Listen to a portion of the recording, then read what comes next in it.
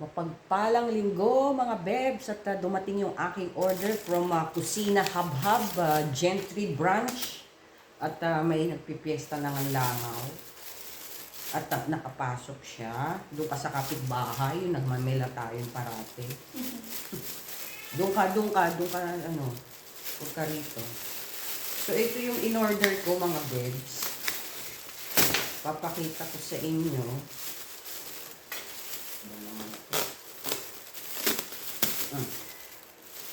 Kasi maraming beses na rin ako nag-orders dito. Siguro mga pang 4th time ko ng order dito. Yun ay pag nagtitrade lang. Hindi natin ito pwedeng araw-arawin. Ito yung... Mamaya na yan. Ito na munang nasa box. Check natin kung ano yung nasa box. Check natin. Naka-record siya. Naka-record. Baka mamaya daldal ako ng daldal dito eh. Hindi pala nagre-record.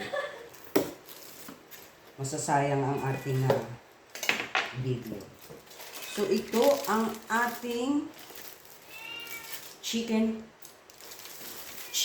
leg quarter barbecue. This is 398 pesos. O yan. Yan ang ano niya. Ang lalaki niya mga bebs. Apat na piraso yan. And then itong ating, ano ba ito? Huwag ko nang tanggalin at parang masabaw siya. Hindi na natin tanggalin sa plastic. At iganyan lang natin at ipapakita ko na lang sa inyo. Tissue. At ito ang, ang ating baked scallops. Kanina pa ako dito ng gigigil. Kakain ako nito. Sandali lang. Sandali lang mga babes. Mamaya na yung isa. Kain muna ako nito.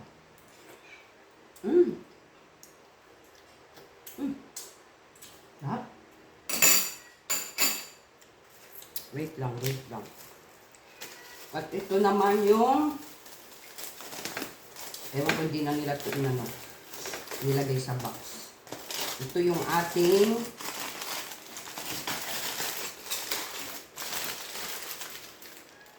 panga. O diba? Yan mga babes, panga. Ang dami niya. Ito naman ay nasa, ang tuna set kasi is 480 ito. Itong ating scallop set is 418.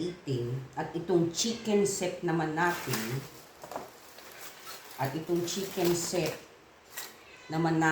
ay 398. So, ang total niya is 1,224. O, biruin mo yun. Kumain ka ng ganito hanggang may matitira pa bukas. Kaysa kakain ka sa restaurant, magpapaluto ka. Baka umabot na to ng halos 3,000 plus. Kasi ito, 1 kilogram tong scallop set natin. Tapos ito almost 1 kilo rin ito. Itong, alam ko, itong panga. Napakasarap na ito, kaya ito yung in-order ko parati. Tapos nagluto lang ako ng spinach. Ito, spinach para pang ano natin dyan. So, kakain tayo mga bebs habang tayo'y nagdadaldalan. Wait lang. So, ito na nga bebs at mag-aano na tayo. So, biruin mo, ito, order mo na, may handaan ka. May bisita ka for family. Ito, handa mo, ang dami. Ultimo yung mga chicken nila. Ito yung chicken nila, lalaki 4 pieces nito. So, itatry ko siya. Ito hindi ko pa natikman sa Kusina Hub-Hub. Pero itong tuna panga at itong scallops. Tsaka yung baby back ribs nila, napakasarap. Hindi nga lang ako nag-order na noon. Gawa ng baby back ribs lang namin nung nakaraan.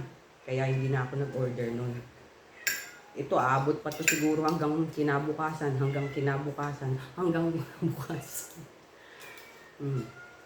Kasi okay naman to. Gawa ng ano naman siya. Tawag nito? Mga grilled naman.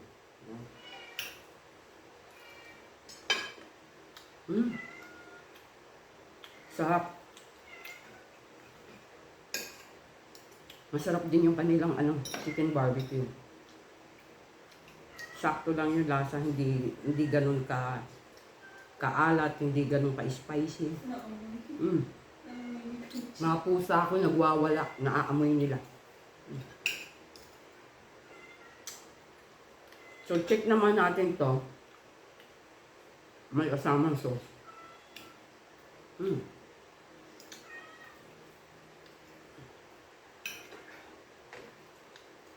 Masarap. Masarap din. Lutong-luto. Lutong-luto siya pero hindi siya dry Kasi yung iba, di ba pagka nagluluto nung inihaw na manok, para siyang tawag dito, para may betadine, may dugo-dugo pa, ayoko yun. Pagka ganun yung nakita ko, nandidiri na ako, ayoko nang kainin.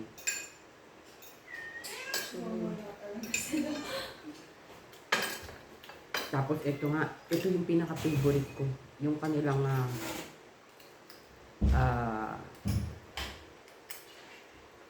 scallop.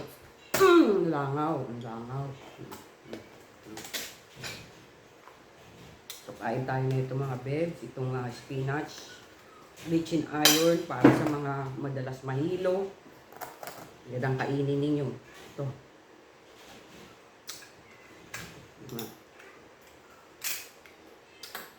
Saka ito, mura lang itong scallops na ito. Biruin mo 400, 1 kilo, tapos nakaganyan na melted, ano ba tawag dito? Naka-bake na. Kung sa mga dampa seafoods kakakain ito, mahal. Baka ito pa lang hilaw pa lang nasa 750 na kilo. Hindi pa luto yun, plus 300 pa. So, 1,000 plus na. Yung sinabi ko nga sa inyo dati yung gusto kong kumain ng oyster. Okay, 150 per kilo. Pero, pag paniluto mo, 300. Panalo ka na rito, bebs. Tapos, ang delivery charge, 250. Galing Gentry. So, 1.5. Ayos pa rin.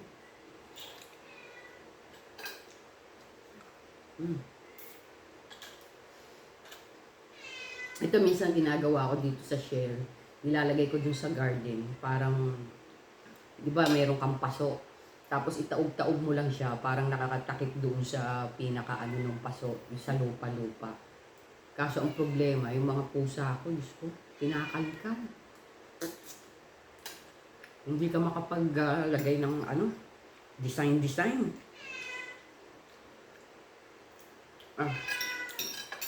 Ito namang mga babes, ito. Itong tuna pa nga, as is to, kahit walang suka, kahit walang sausawan, ito na yun, ang lasa. Kaya ito yung favorite ko, yung panga. Tama. Sarap. Talagang yung amoy ng pagka-smoke, tapos yung lasa, sarap. Of course, lasang isda, hindi mo maiwasan sabihin mong may lansa, pero hindi ganun yung niya,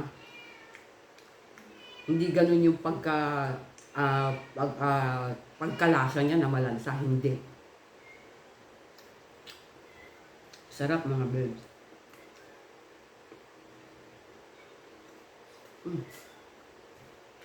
So, order na kayo.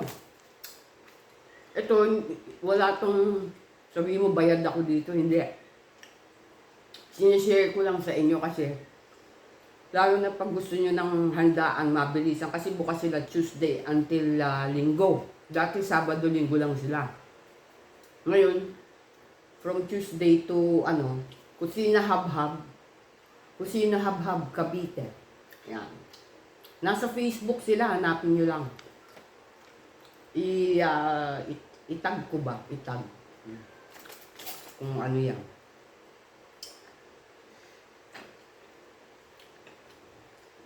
Kasi kung ayaw mo na magluto, tamad ka, luto ka na lang ng isang putaheng may sarsa. Tapos the rest, ito.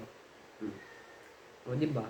Hindi ka masyadong pagod. Nakakonsentrate ka dun sa isang mong niluluto lang. Kasi ako hindi ko na kaya magluto ng maramihan. Dati kaya ko yan pag may bisita. Pag may bisita ako nun, iniisip ko na kagad kung ano yung lulutuin ko. 2 days or 3 days before, bago dumating ang bisita, nag-iisip na ako kagad kung ano. Pero nakakapagod.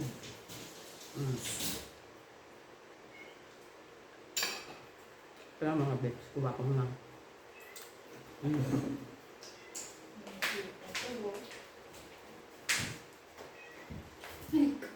Kukulong ka. Tayo, juice.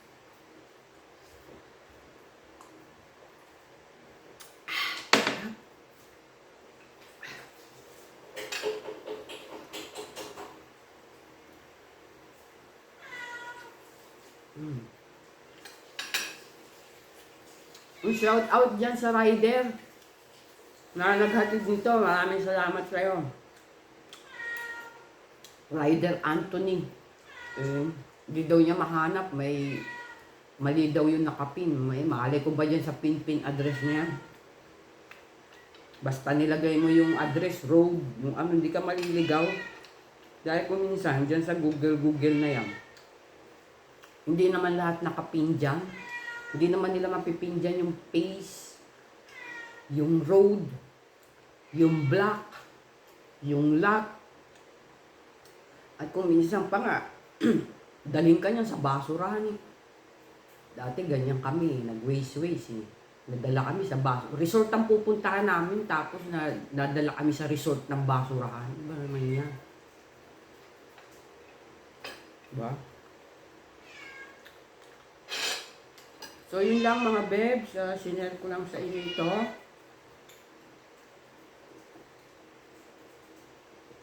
Busog na ako. Thank you sa inyo. Mapagpalang tanghali sa inyo. Sana masarap ang inyong tanghalian at ang inyong samahan ngayong linggo. Bye-bye. Goodbye.